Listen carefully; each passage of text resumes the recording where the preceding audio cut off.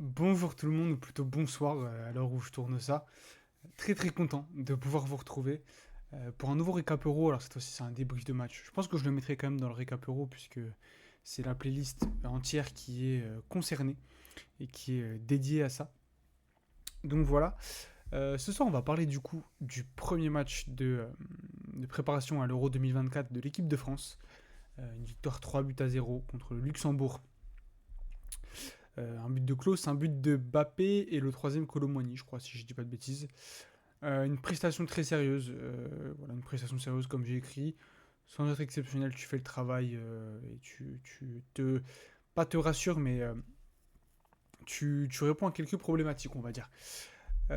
Donc voilà, assez intéressant ce match et voilà, content de pouvoir en parler. On va directement commencer avec les compositions d'équipe, enfin avec la composition de l'équipe de France plutôt. Mike Mignon qui était dans les buts du coup, Jules Koundé, Dayo Upamecano, Konaté et Théo Hernandez pour la défense centrale. Donc on part sur une défense à 4, un 4-3-3 là comme ça. Kanté, Fofana et Griezmann au milieu. Et devant Colomwani, Thuram et Bappé. Donc là comme ça c'est assez intéressant. Voilà, tu remets Kanté d'entrée. En défense tu alignes ce qui peut être probablement ta défense titulaire. Avec ton gardien titulaire. Le milieu de terrain, bon, je pense qu'il y aura un Chouamini à la place de Fofana. Je sais que Rabiot physiquement c'était pas au point, donc Kanté, Rabiot peut-être, je sais pas. Et donc devant Colomwani, Thuram, Mbappé, peut-être Giroud à la place de Thuram, mais sinon je pense qu'on a peut-être Dembélé à la place de. Moi je mettrais plus Dembélé à la place de Colomwani, mais je sais pas, j'ai l'impression que Deschamps aime bien Colomwani, donc le profil de Colomwani. Donc voilà, on verra bien. Voilà pour la composition. Maintenant, il y a un enseignement majeur de ce match-là, c'est qu'il y a eu du changement tactique. On va le voir tout de suite avec le petit visuel que j'ai fait juste après. Euh, voilà. On a donc le petit stade de Saint-Symphorien en derrière, si vous n'avez pas reconnu. On a eu, avec ballon, une défense à 3. Et ça m'intéresse. J'ai envie d'en parler parce que c'est quelque chose qu'on a, à mon sens, pas beaucoup vu sous Deschamps. À part quand il a aligné une défense à 3/5. Euh, mais là, cette petite adaptation tactique avec ballon, je dis bien avec ballon, c'est assez rare. Donc voilà, ça m'intéresse d'en parler. Avec du coup Jules Koundé, où même on a vu pendant le match sur le terrain qu'il demandait bien à Jules Koundé de rentrer à l'intérieur et de resserrer l'axe. Donc Koundé, Upamecano et Konaté en défense centrale. On avait un espèce de double pivot euh, Kanté et Fofana. Avec deux joueurs qui venaient chercher les ballons assez bas, mine de rien. Et en fait, à la sortie, tu avais vraiment ces trois joueurs-là et les deux juste au-dessus. Donc le pressing était quasiment annulé à chaque sortie de balle, puisque tu as forcément un des joueurs libres, en fait. C'est logique, ça fait un W et c'est ultra efficace. Sur les côtés, on avait Colomwani qui venait chercher les ballons assez bas, enfin sans venir les chercher dans les pieds de Koundé. Voilà, il décrochait pas mal, il occupait le couloir, il était très large surtout, ça c'est important. Il était vraiment très large ce soir. Et on a Théo Hernandez qui lui était très haut, donc à la même hauteur après Colomoni, et très large aussi. Voilà, pour bien étirer l'adversaire. Et on a après un Mbappé et un Griezmann qui occupaient les demi-espaces. Griezmann d'ailleurs, par moment, il empiétait un peu sur la gauche, un peu sur l'axe. On a vu des fois un petit peu trop de trafic à gauche et un demi-espace droit complètement libre. Ça, c'est le petit truc qui me dérange un petit peu ce soir. Maintenant, voilà, on sait, c'est à travailler, c'est quelque chose qui est un peu nouveau. Puis bon, tant que ça arrive pas pendant 90 minutes, ça va. Et donc on a un Thuram devant qui jouait un peu le rôle de pivot, même si on n'a pas vraiment joué en pivot ce soir. On n'a pas vraiment trouvé en pivot ce soir. Et par moment, voilà, Thuram et Mbappé qui s'échangent un petit peu les rôles de temps en temps. Une bonne connexion Hernandez-Mbappé, n'empêche, mine de rien. Mais ouais, les enseignements tactiques, c'est ça. C'est que ce soir, tu as eu cette défense-là. Tu as eu un Kanté et un Fofana qui allaient presser très haut. Kanté qui a récupéré un nombre de ballons haut assez. Voilà, j'ai pas la stat là, mais ça serait intéressant de la regarder. Bon, après, si je dois être totalement honnête, si c'est. Est-ce que c'est juste pour ce match-là parce que c'était Luxembourg ou est-ce qu'il a vraiment l'intention de faire ça pendant. De reproduire ça pendant l'Euro. Si c'est ça, moi je mettrais peut-être plus un William Saliba en défense. Et Pavard ou Koundé à droite, axe droit, ouais, bon, ça me dérange pas trop. Maintenant, ouais, plus un Saliba en défense. Voilà, maintenant c'est mon avis. Maintenant, voilà, c'est intéressant de voir ça, de voir une défense qui a pressé un peu plus haut. Encore une fois, est-ce que c'est parce que c'était le Luxembourg en face? Peut-être. Mais ça m'a pas mal intéressé. Franchement, j'étais assez surpris et assez content de ces petites innovations tactiques. On a vu un trio de devant qui a énormément permuté, beaucoup de changements, beaucoup de liberté, beaucoup de mouvements. Même un Fofana qui venait se greffer de temps en temps, un Théo aussi. Donc, euh, donc voilà, pour le côté tactique de la chose. Après, le côté luxembourgeois, j'ai pas trop envie de parler de tactique parce que ça a été plutôt compliqué pour eux pendant 90 minutes et c'est un peu logique vu le différentiel entre les deux équipes.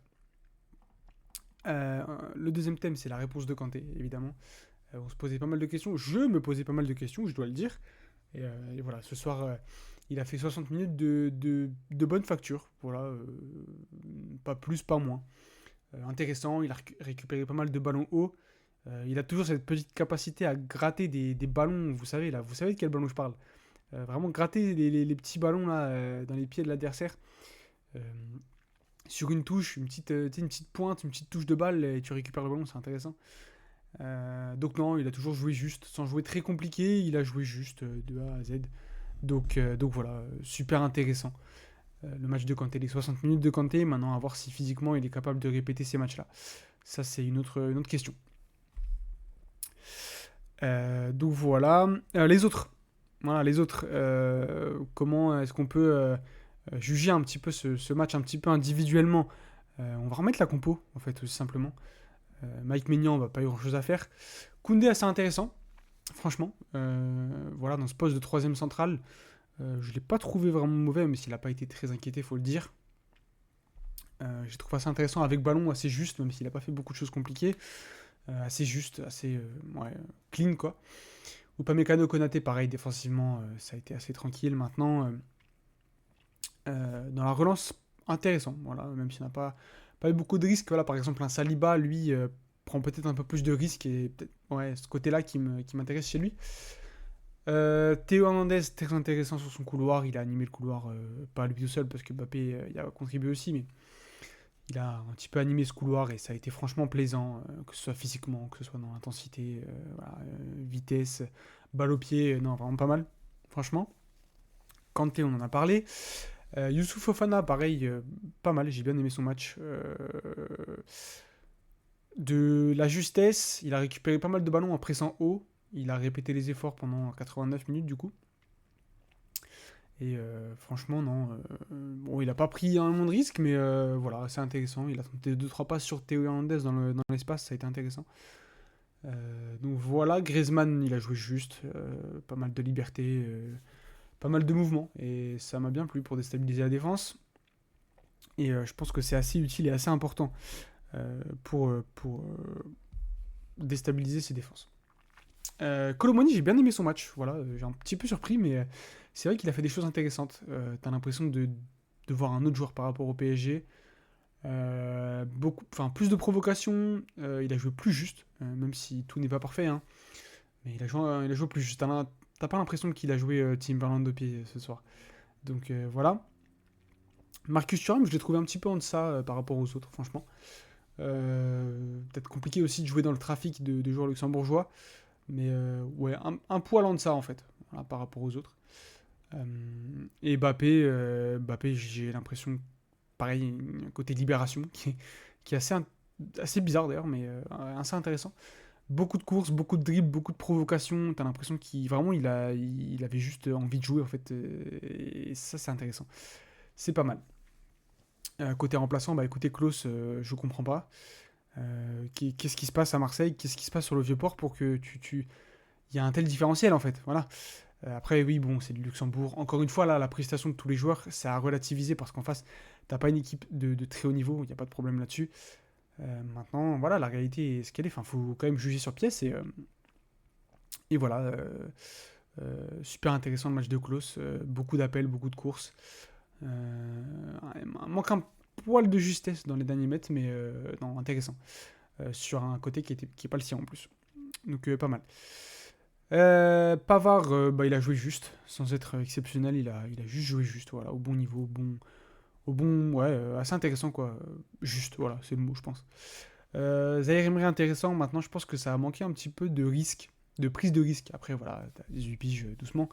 Mais ouais, ça a manqué un petit peu de prise de risque, de prise d'initiative.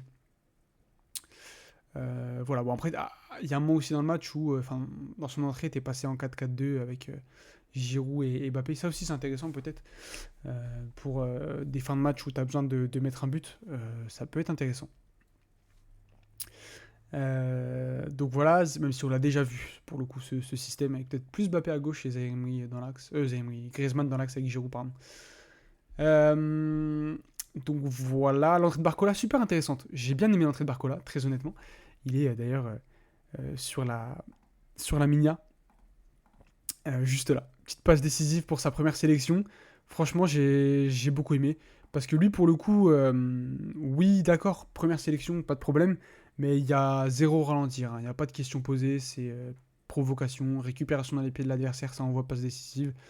Même si la passe n'est pas exceptionnelle, voilà, ça reste intéressant, cette capacité à pas trop se poser de questions pour ses premiers pas en bleu.